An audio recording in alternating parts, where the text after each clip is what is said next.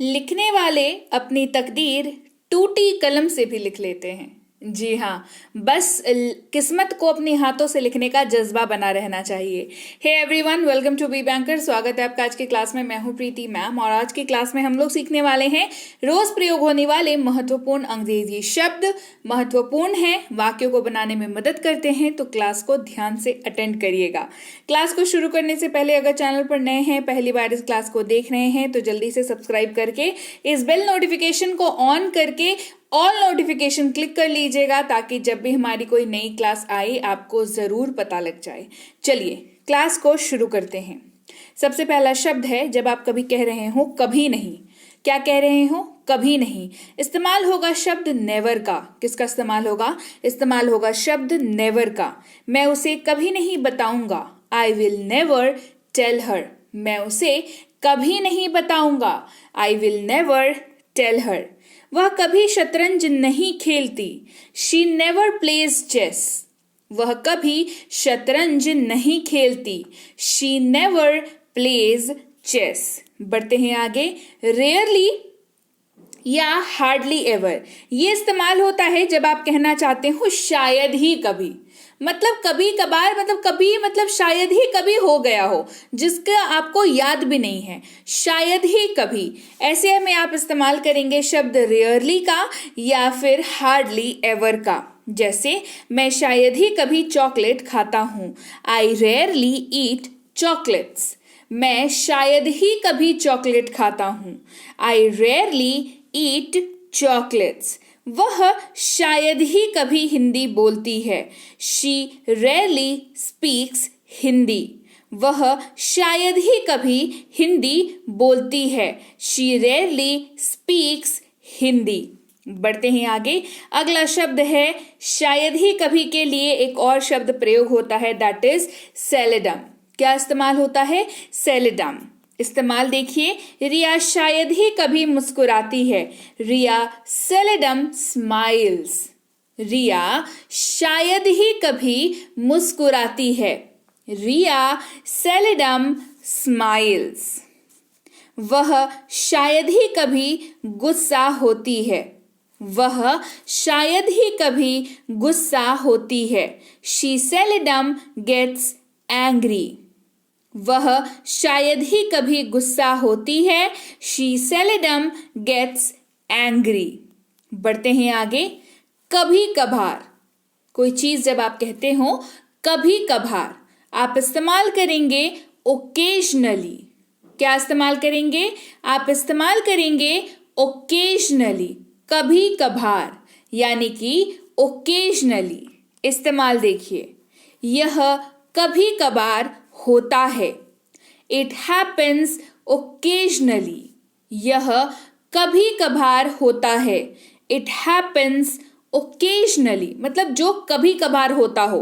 आपको याद है, देखिए इसके पहले वाला शब्द क्या था कि ऐसा कुछ जो हुआ पर शायद ही आपको याद हो, लेकिन जो ओकेजनली होता है वो आपको याद तो रहता है कि हाँ पिछले बार एनिवर्सरी पे हुआ था, बर्थडे पे हुआ था, अरे उसके बर्थडे पे हुआ था, अरे न्यू ईयर में हुआ था, अरे दुर्गा पूजा के वक्त हुआ था। इस टाइप का जब भी आप बात करते हैं आप इस्तेमाल करेंगे शब्द ओकेजनली का, यानी कि कभी कभार। It happens occasionally. वह कभी कभार उपन्यास पढ़ती है। She occasionally reads novels. She occasionally reads novels. वह कभी कभार उपन्यास पढ़ती है। She occasionally reads novels. बढ़ते हैं आगे। कभी कभी, जब आप कहते हो कभी कभी, यानी कि sometimes, कभी कभी, sometimes। वह कभी कभी डर जाती है। She sometimes gets scared. वह कभी कभार डर जाती है या कभी कभी डर जाती है। She sometimes gets scared. She sometimes gets scared. वह कभी कभी अपनी नौकरी से नफरत करता है। वह कभी कभी अपनी नौकरी से नफरत करता है। He hates his job sometimes. He hates his job sometimes, मतलब ऐसा होता है ना, कोई प्रोजेक्ट किया, बहुत मेहनत की, पर ऊपर से अप्रिसिएशन नहीं मिला, तारीफ नहीं मिली, उल्टे डांट पड़ गई, तो क्या लगता है, बक छोड़ के चले जाएं, ऐसा लगता है। तो वो सम टाइम होता है। रोज ऐसा लगता है क्या? रोज तो नहीं लगता, कभी कभी लगता है। तो sometimes, he hates his job sometimes. Often या फ्रीक्वेंटली, जिसका इस्तेमाल होता है अक्सर के जगह पर, जो चीज अक्सर होती हो, है ना, वहां पर आप इस्तेमाल करेंगे ऑफन या फ्रीक्वेंटली, दोनों का इस्तेमाल कर सकते हैं। वह उसे अक्सर सर्दी लग जाती है, उसे अक्सर सर्दी लग जाती है। She often catches cold, she often catches cold, उसे अक्सर सर्दी लग जाती है। She often catches cold। क्या आप अक्सर पिज्जा खाते हैं? क्या आप अक्सर पिज्जा खाते हैं? Do you often eat pizza? क्या आप अक्सर पिज्जा खाते हैं? Do you often eat pizza? Generally, normally, usually, ये इस्तेमाल होता है आम तौर पर के जगह पर। जब भी आप किसी वाक्य में इस्तेमाल करते हो आम तौर पर, क्या इस्तेमाल करते हैं? आम तौर पर आप इस्तेमाल करेंगे जनरली, नॉर्मली या यूजुअली। देखिए कैसे इस्तेमाल करेंगे। हम आम तौर पर अपने दोपहर का भोजन, अपने दोपहर के भोजन के बाद चाय पीते हैं। We generally take tea after our lunch। हम आम तौर पर अपने दोपहर के भोजन के बाद चाय पीते हैं। We generally take tea after our lunch। Fit लोग आम तौर पर स्वस्थ भोजन खाते हैं। Fit people normally eat healthy food। Fit लोग आम तौर पर स्वस्थ भोजन खाते हैं। Fit people normally eat healthy food। वह आम तौर पर नहीं रोता है। He doesn't usually cry। वह आम तौर पर नहीं रोता है। He doesn't usually cry। बढ़ते हैं आगे। अगला शब्द है always, जिसका इस्तेमाल आप करते हैं हमेशा की जगह पर। हमेशा एक ऐसा शब्द जो हमेशा इस्तेमाल होता है, उसकी जगह पर आप इस्तेमाल करेंगे always, जो चीज हमेशा होती हो, यानी कि वो चीज always होती है। कैसे इस्तेमाल करेंगे देखिए। रानी हमेशा एक डिक्शनरी रखती है। रानी हमेशा एक डिक्शनरी रखती है। रानी ऑलवेज कीप अ डिक्शनरी। रानी हमेशा एक डिक्शनरी रखती है।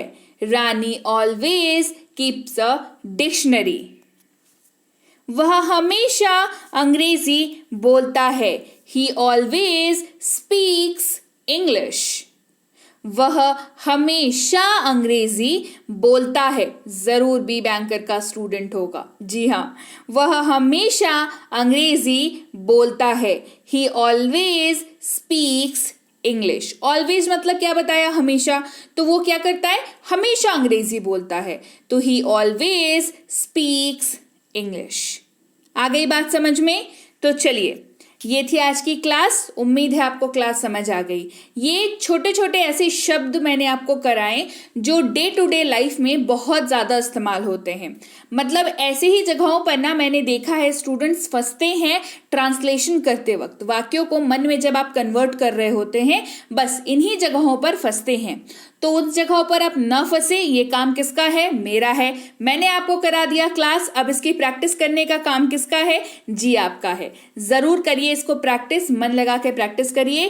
क्लास पसंद आई है कमेंट करके मुझे बताइए क्लास कैसी लगी। बढ़िया लगी क्लास को लाइक करिए, शेयर करिए। चैनल को सब्सक्राइब नहीं किया अभी तक, जल्दी से कर लीजिए। साथ ही मैं बता दूं, टेंस की किताब आ चुकी है। आपने अगर अभी तक इस किताब को अपने लिए नहीं मंगवाया है तो किसका इंतजार कर रहे हैं? जल्दी से टेलीग्राम पर आइए, वहां पर आपको इस ई बुक की लिंक मिल जाएगी।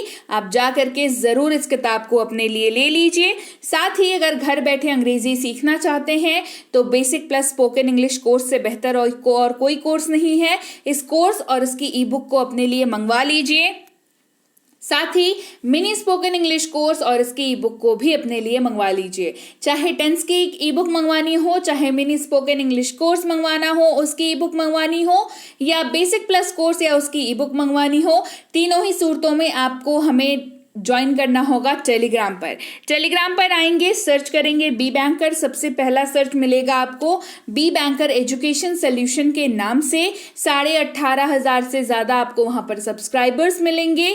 तो आपको उसी चैनल को ज्वाइन करना है। मेरा नाम लिखा हुआ कोई चैनल अगर आपसे मुलाकात हो जाए उस चैनल की, तो समझ जाइएगा ये फेक चैनल है, क्योंकि मैं मिलूंगी आपको बी बैंकर एजुकेशन सोल्यूशन पर ही। याद रहेगी बात। इसके अलावा आप इस लिंक के जरिए ज्वाइन कर सकते हैं, इस नंबर के जरिए भी ज्वाइन कर सकते हैं। दोनों ही सूरतों में आप ऑफिशियल पेज पर ही लैंड करेंगे, जहां पर ज्वाइन बटन को क्लिक करके आप ज्वाइन कर सकते हैं। हमारी इन तीनों किताबों की अपडेट पाने के लिए, साथ ही हमारी किसी पेड कोर्स को ज्वाइन करने के लिए, जैसे कि है प्रीमियम स्पोकन इंग्लिश का कोर्स, बेसिक इंग्लिश ग्रामर का कोर्स, बेसिक इंग्लिश रीडिंग का कोर्स, तीनों ही कोर्सेज अपने आप में नायाब कोर्सेज हैं। तीनों कोर्सेज में आपको रोज क्लासेस मिलती हैं, आपको नोट्स मिलती है हर रोज क्लासेस की, आपको डाउट क्लासेस मिलती हैं, आपको पूरा कोर्स खत्म होने पर ई बुक मिलती है और भी बहुत कुछ। तो इन तीनों में से किसी भी कोर्स में अगर आपने ज्वाइन करना है तो आप क्या करें, आप करें हमें टेलीग्राम पर मैसेज कि हमें भाई कोर्स करनी है। तो हमारे प्रतिनिधि आपको सही समय पर सही जवाब उपलब्ध कराएंगे। और आप जल्दी से पूछ लीजिएगा कि इसकी अगली बैच जो है वो कब शुरू हो रही है। तो चलिए आप जल्दी से टेलीग्राम पर आइए और बात करिए हमारे प्रतिनिधि से कि आप कौन सा कोर्स ज्वाइन करना चाहते हैं और उसकी अगली बैच कब शुरू हो रही है। मैं आपसे मिलती हूँ आपकी अगली क्लास में। Till then, thank you so much for watching. Stay tuned to be banker.